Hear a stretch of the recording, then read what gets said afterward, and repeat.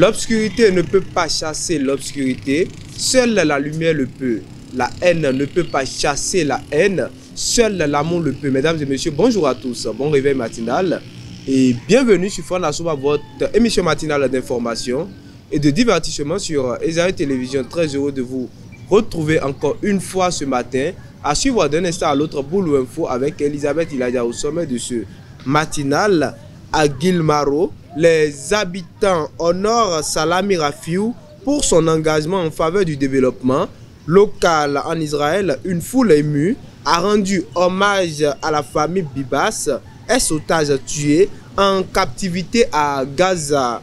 En Haïti, la violence des gangs s'intensifie, forçant de nombreux habitants à fuir leur quartier sous l'indifférence des autorités. Dans la Minute Sport de ce matin, Sami Doubawa a quitté Aspak FC pour rejoindre Tartus Jika Welko, club de la deuxième division estonien, le FC AK, et Steve Warren Traoré, accroché par IFK Marie Ham, le Real de Madrid, remporte la phase allée de la demi-finale face à la Real Sociedad 1-0. Après Boulot Info et la Minute Sport, on va poursuivre avec l'astuce santé pour ce matin. L'astuce santé tourne autour des erreurs à éviter quand on souffre de la sinusite. L'artiste du jour sera avec Elvic Ngwetao et l'artiste qui sera à l'honneur ce matin est Juldas Tanyata. Et pour boucler Fona Souba de ce matin, je vous invite à suivre Parlons-en avec nos différents intervenants. On démarre sans plus tarder avec Boulot Info et la Minute Sport.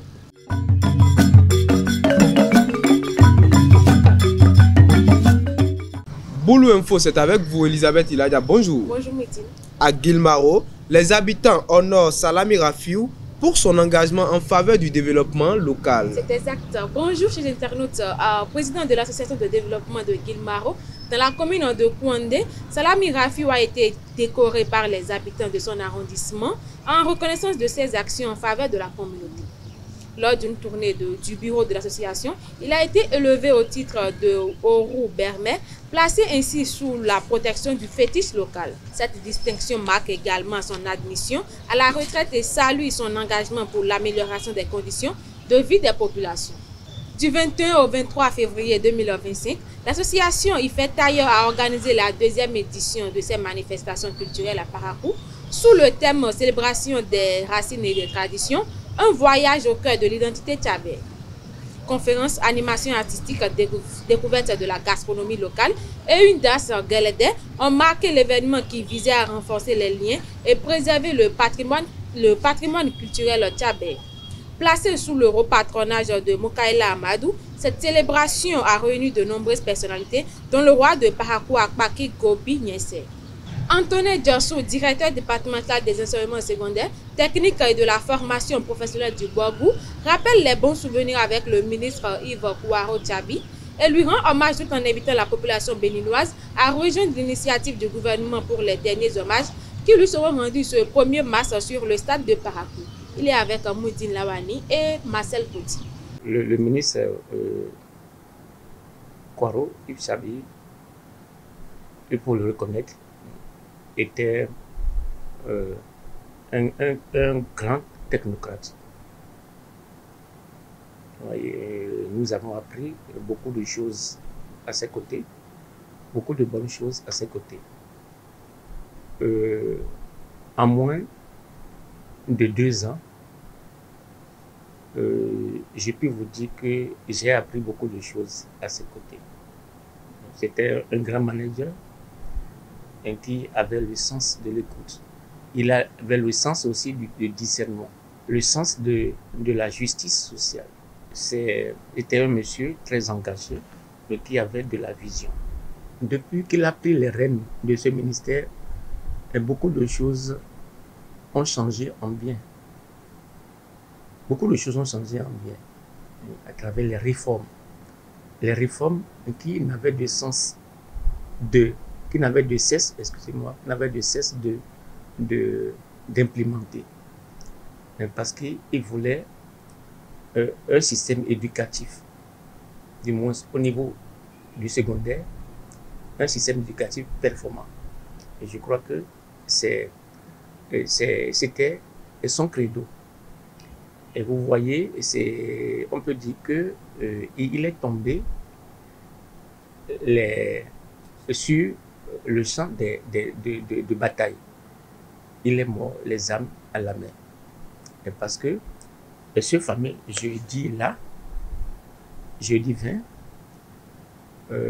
février, et il était en mission sur Parakou dans le cadre d'une activité et qui est liée à la commémoration de la 25e journée mondiale des langues maternelles. À mon sens, il sera difficile de remplacer le ministre Kwaro Yves Chabi, celui qui lui succédera. Vous voyez, ce sont nos prières que celui-là puisse maintenir le cap ou bien le dépasser. En ce moment, j'ai pu dire que tout le système éducatif béninois, en l'occurrence, le système éducatif de notre département est éprouvé parce que le ministre Yves Kwaro Chabi était, on comptait avec lui. Le système comptait avec lui parce qu'il était un artisan de ce système-là et il ne ménageait pas ses efforts. La preuve, vous voyez, voilà. Mais il est tombé les armes à la main, comme je le disais. Donc, c'est un moment vraiment douloureux pour nous tous. Mais je voudrais appeler les uns et les autres à une union de prière pour que le miséricordieux puisse tenir compte de tous les biens que le ministre Kwaro Yves Chabi avait fait quand il était parmi nous pour l'accueillir dans son royaume. Le gouvernement se prépare à rendre un hommage mérité à ce digne fils, à l'illustre disparu. Samedi 1er 2025, au stade municipal de Parakou. Je voudrais inviter tout un chacun de nous à venir témoigner à ce monsieur, à venir rendre un grand hommage à ce monsieur, à s'associer à l'initiative du gouvernement, du président Patrice Talon, pour qu'un hommage digne du nom soit rendu à ce monsieur qui est parti. Hors de nos frontières, des milliers de personnes se sont rassemblées ce mercredi 26 février en Israël pour accompagner le cortège funéraire de Shiri Bibas et de ses deux fils Ariel et Fir, tués en captivité à Gaza. Leurs cercueils ont traversé plusieurs villes avant d'être inhumés dans l'intimité familiale, tandis que la cérémonie était retransmise sur un écran géant à Tel Aviv. De nombreux Israéliens brandissant des ballons oranges en hommage aux enfants ont exprimé leur douleur et réaffirmé leur engagement pour le retour des otages encore détenus. À Port-au-Prince en Haïti, des centaines de familles du quartier d'Elmas ont dû abandonner leur maison après des attaques violentes des gangs armés ce mardi 25 février. Dans la commune de Tabar, un nouveau massacre a été signalé et attribué à la coalition Vivre Ensemble, causant de nombreuses victimes. Face à cette escalade de la violence, les autorités haïtiennes restent silencieuses, laissant les populations livrées à elles-mêmes. C'est tout pour vous l'info de ce matin. Merci de nous avoir suivis. Merci à vous, Elisabeth Iladia, pour l'actualité matinale. Chers internautes, on suit Elvik Kaungwetoro dans la Minute Sport.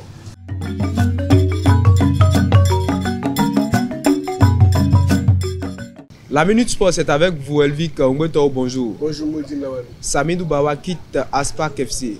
Effectivement, l'attaquant Samidou Bawa, auteur de 4 buts et 2 passes décisives en 14 matchs, dont 11 en tant que titulaire avec Aspak FC, vient de paraffer un contrat de 1 an avec Tartu GK Welko, club de la 2e division estonienne. Il est à noter que le championnat démarre ce week-end et le natif de Parakou est prêt à faire ses débuts hors de son pays natal. Le S Sétifienne de Rodrigue Kossi a été contraint au nul par le NC Magra le mercredi 26 février 2025 à l'occasion de la 18e journée de la Ligue 1 algérienne. Le score nul est vierge de 0 but partout au terme du temps réglementaire. Le milieu béninois était titulaire pour cette rencontre. Le SS compte 25 points et occupe provisoirement la 7e place. Remo Stars de Serge Oubassa a été battu ce mercredi 26 février à l'occasion de la 26e journée de la première ligue nigériane. Face à Nasaraya United, le Guépard et ses coéquipiers se sont inclinés sur 1-0. Absent depuis quelques semaines pour cause de blessures, le gardien béninois a fait son retour dans le 11 du club nigérian pour cette rencontre. Oubassa totalise 9 clean sheets en 12e match et Remo Stars reste leader avec 51 points. Le FC AK de Steve Warren Traoré a concédé le nul face à IFK Mariham ce mercredi dans le cadre du match en retard de la 4e journée de la phase de groupe de la Coupe de la Ligue finlandaise. Score 0 but partout. Remplaçant à l'entame, l'attaquant béninois est entré en jeu en début de la seconde partie. Le FC AK reste à la 4e place du groupe A avec 5 points. Et pour terminer la Minute Sport, le Real Madrid est venu à bout de Real Sociedad. Les Madrilènes sortent vainqueurs de cette demi-finale allée de la Coupe du Roi contre Real Sociedad et prend une belle option en vue du match retour. Une réalisation possible grâce à Hendrik qui a marqué à la 19e minute et Lunet qui fait un super clean sheet. C'est tout pour la Minute Sport. Merci à vous, Elvic Ngwetao, pour la Minute Sport de ce matin. À présent, chers internautes, on suit l'astuce santé avec Sylvie Dedeo.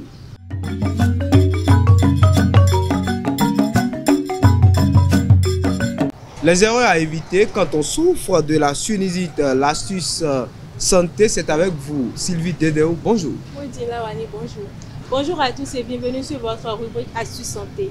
La sinusite est une inflammation des sinus qui peut être aiguë ou chronique, provoquant des douleurs faciales, une congestion nasale et des maux de tête. Souvent déclenchée par des infections, des allergies ou des irritants, elle peut devenir récurrente si certaines habitudes ne sont pas corrigées. Pour prévenir ces crises et améliorer le confort respiratoire, il est essentiel d'adopter une bonne hygiène de vie et d'éviter certains comportements aggravants. Voici les principales habitudes à proscrire pour limiter les risques de sinusite.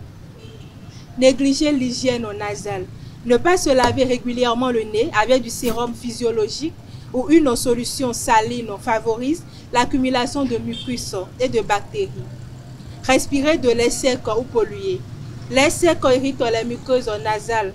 Il est préférable d'utiliser un humidificateur d'air et d'éviter les environnements poussiéreux et enfumés. S'exposer aux allergènes. Les acariens, les poils d'animaux, le pollen ou certaines odeurs fortes peuvent déclencher ou aggraver une sinusite. Fumer ou être exposé à la fumée. Le tabac irrite les voies respiratoires et augmente le risque d'inflammation des sinus. Ignorer un rhume ou une infection respiratoire. Un simple rhume non traité peut évoluer en sinusite. Il est important de dégager les voies nasales dès les premiers signes. Dormir dans une mauvaise position. Dormir à plat favorise la stagnation du mucus dans les sinus. Il vaut mieux dormir avec la tête légèrement surélevée. Consommer trop d'aliments pro-inflammatoires. Les produits laitiers, le sucre raffiné, les aliments gras peuvent favoriser l'inflammation des muqueuses. Négliger son hydratation. Ne pas boire suffisamment d'eau épaissit le mucus et complique son évacuation. En adoptant de bonnes habitudes, on réduit considérablement le risque de crise de sinusite. C'est tout pour l'astuce santé de ce matin. Merci de m'avoir suivi. À très bientôt. Merci à vous, Sylvie Dedeo, pour l'astuce santé de ce matin. Chers internautes, on retourne du côté de Elvic Ngwetao, mais cette fois-ci dans l'artiste du jour.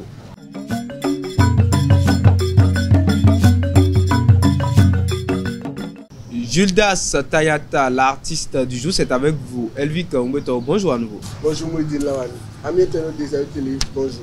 Juldas Tayata est un artiste chanteur béninois Né le 13 avril 1998 dans le Baobo, précisément à Parakou, Gildas commence sa carrière musicale à l'âge de 10 ans et fut sorti son premier single à l'âge de 17 ans, ce qui lui a permis d'avoir la confiance du public paraguayen. En 2015, Gildas fut invité par Dosby lors de la sortie de son premier album pour plusieurs raisons, notamment le fait que le public attendait beaucoup de Gildas et il devait se montrer à la hauteur. Il a toujours surpris agréablement son public et ses fans par ses prestations, ce qui laisse perplexe et on se demande s'il vient d'une famille de musiciens. C'est tout pour l'artiste du jour. Merci à vous une fois encore Elvic Ngweto pour l'artiste du jour de ce matin. Chers internautes, à présent parlons-en avec nos différents intervenants.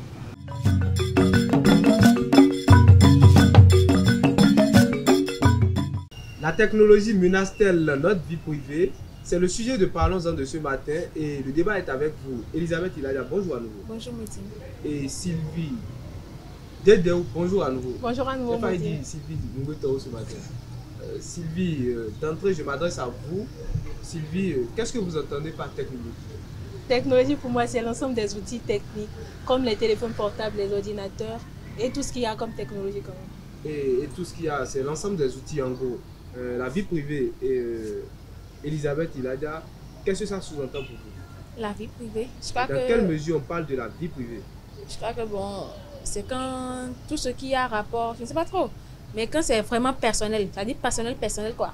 C'est vraiment personnel, c'est pas, ça regarde pas tout le monde en fait. C'est quand c'est intime. Alors sur le sujet de ce matin, quel est votre avis? La technologie menace-t-elle notre vie privée? Je crois que non. La technologie ne menace pas vraiment la vie privée. La technologie ne menace pas vraiment la vie privée. Sylvie Dédéou, la technologie menace-t-elle vraiment notre vie privée?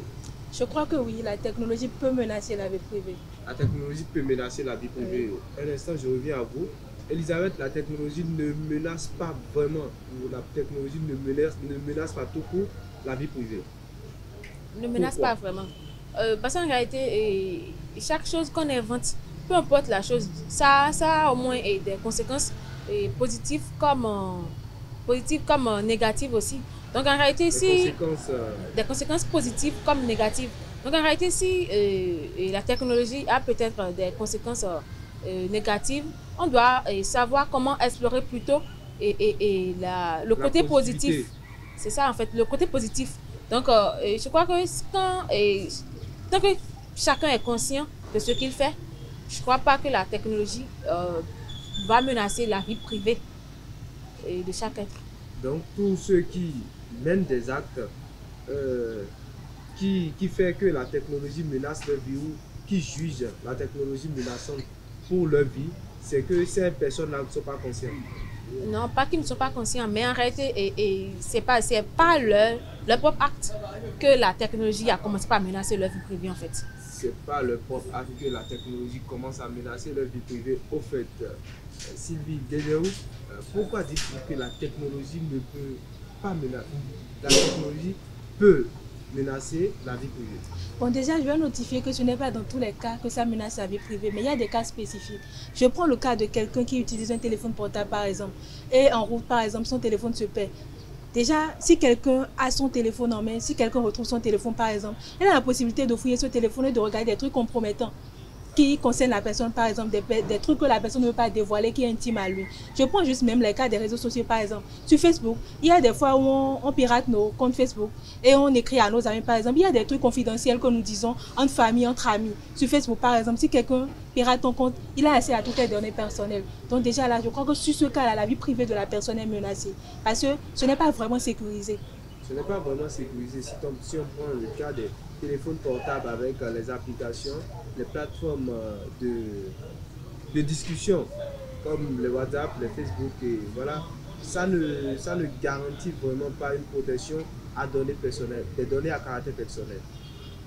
Pour moi, je dirais que même nos mamans nous le disent à la maison, qu'on ne dit pas tout au téléphone en fait. Même parfois, quand tu veux faire passer une information et que l'information est vraiment confidentielle, tu dis à la personne que est-ce que tu peux passer à la maison? Est-ce qu'on peut se donner rendez-vous? Parce qu'en réalité, tu ne peux pas tout dire, pas texto. Mais il y a des fois, la distance fait qu'on est obligé de tout. Oui, en réalité quand la personne est vraiment éloignée, au lieu de lui dire, de lui dire ça par SMS, par écrit ou par vocal, on l'appelle directement pour lui dire ça. Parce qu'en réalité, il y a des choses que, bon, et je vais vouloir dire à Sylvie, par exemple, maintenant que j'aimerais pas que tout le monde le sache, en fait. Donc, en réalité, je vais me dire que si, par exemple, ça arrivait que mon téléphone se pète ou que je ne sais pas trop, ou que quelqu'un d'autre pirate mon téléphone et que la personne a accès à mes données, au moins, la personne ne verra pas ces messages-là. Donc, en réalité, je me protège d'abord. Et puis, au lieu de lui écrire ça, je l'appelle directement pour lui dire ça. Donc, je dois forcément être sur le qui-vive. Sylvie Dédé, est-ce que vous ne pensez pas que ces outils que vous qualifiez de technologie, ces outils ne garantissent vraiment pas une protection, je ne sais pas, ces outils trahissent? Je crois que oui, c'est pourquoi j'ai bien dit au début que la technologie, ça menace légèrement la vie privée. Je n'ai pas dit totalement, mais légèrement.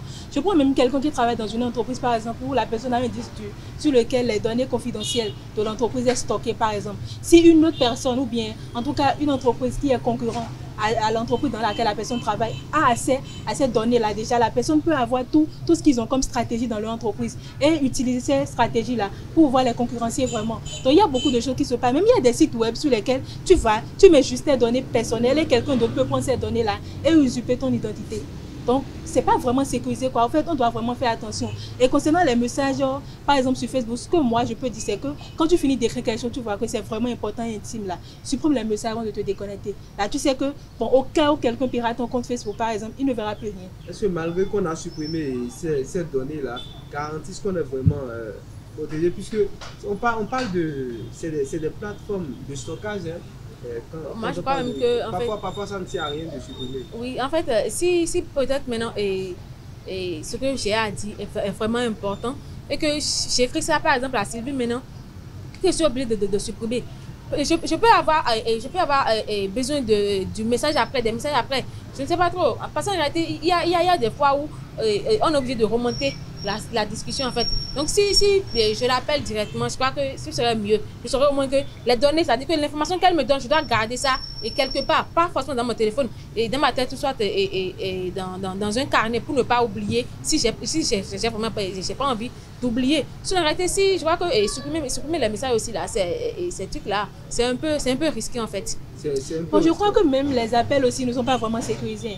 Parce qu'il y a la possibilité que quelqu'un qui veut vraiment te suivre vraiment ou bien t'espionner peut tracer tes appels également. C'est bien possible. Et quand ton téléphone sonne, ça va directement chez lui. C'est que tu fais appel avec telle personne et il peut t'écouter. Il y a des trucs comme ça qui peuvent arriver. Donc, l'appel, sauf qu'il ne peut pas écouter ce que vous dites. Mais la personne peut tracer l'appel. Même déjà avec nos téléphones là, c'est déjà un danger pour nous. Supposons que quelqu'un te veut du mal même là. Il a la possibilité de tracer ton téléphone, de savoir là où tu es. Oui, parce que tu es souvent à côté de ton téléphone. Donc la personne peut tracer déjà.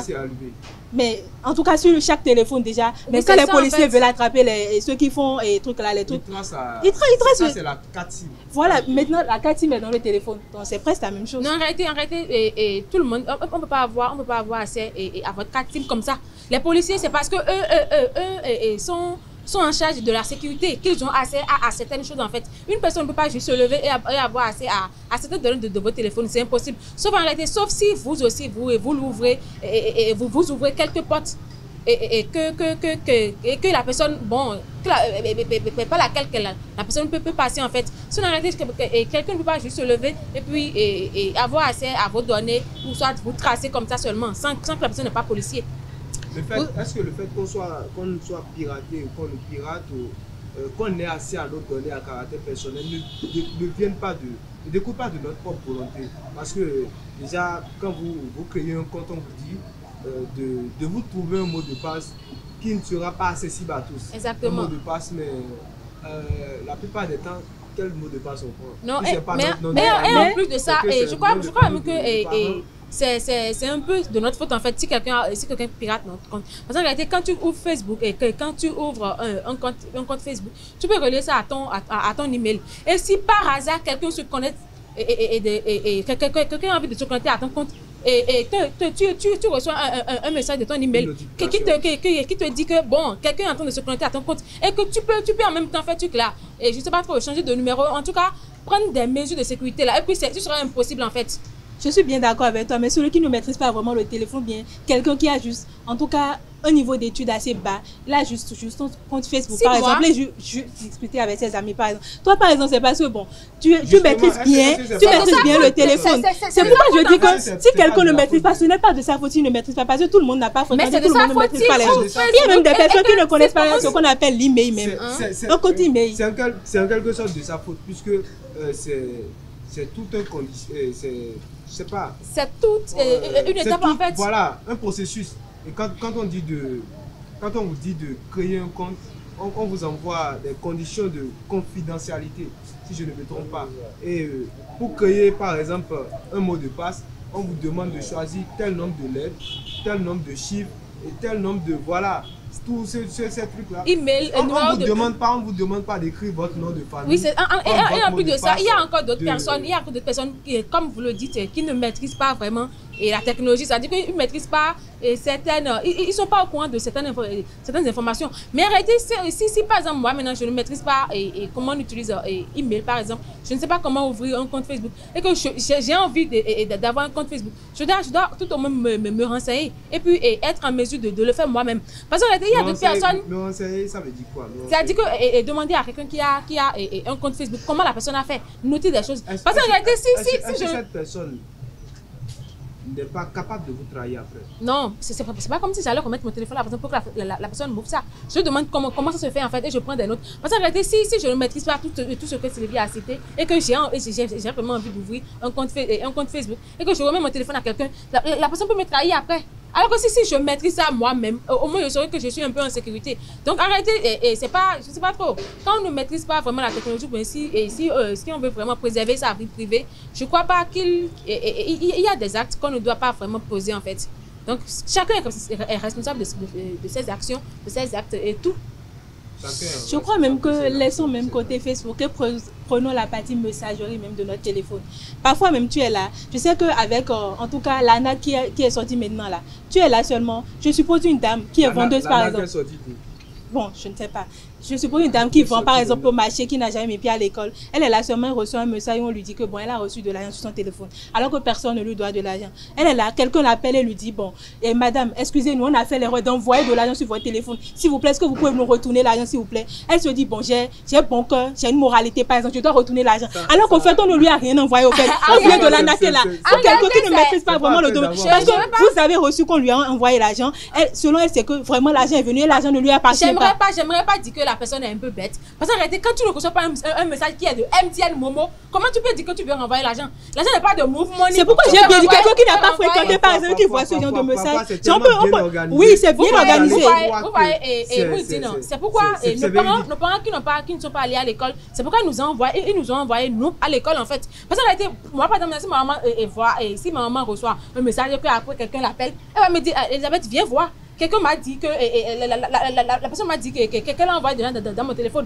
Vérifie si c'est vrai. Et moi, je vais vérifier. Je vais voir le message en fait. Je vais voir d'où ça provient. Donc en réalité, même quand on va pas à l'école. Le message seul ne suffit pas. Il faut contrôler le compte. Et en plus de ça, même avec le message, on sait que quelque chose cloche. Elisabeth, je comprends que le sujet vous tient à cœur. Mais un mot pour finir. Moi, je dirais que la technologie ne menace pas vraiment notre vie. C'est-à-dire que chacun est responsable des actes et qu'il pose en fait. Donc en réalité, si je ne maîtrise pas, maîtrise pas vraiment un domaine, je vais pas m'aventurer dans ce domaine en fait. Donc il faut qu'on soit un peu plus conscient et un peu plus éveillé en fait. Il faut qu'on soit un peu plus conscient et Sylvie, un mot pour vous. Bon, déjà, moi je dirais que la technologie menace notre vie, même pas dans tous les cas. Donc, supposons que tu as un téléphone portable, il faut savoir l'utiliser. Quand tu ne maîtrises pas l'utilisation, demande à quelqu'un de t'aider à maîtriser les applications qui sont sur ton téléphone. Parce que le simple téléphone là peut te ruiner carrément sans que tu ne le saches. Le téléphone peut te ruiner carrément. C'est sur ces mots qu'on va boucler pour Nasouba de ce matin. Merci à vous, Sylvie Dédéou. Merci à vous, Elisabeth Iladja. Merci d'avoir participé à ce panel. Chers internautes, voilà, nous sommes à la fin de Fona Souba de ce matin. Merci d'être restés jusqu'au bout. À bientôt.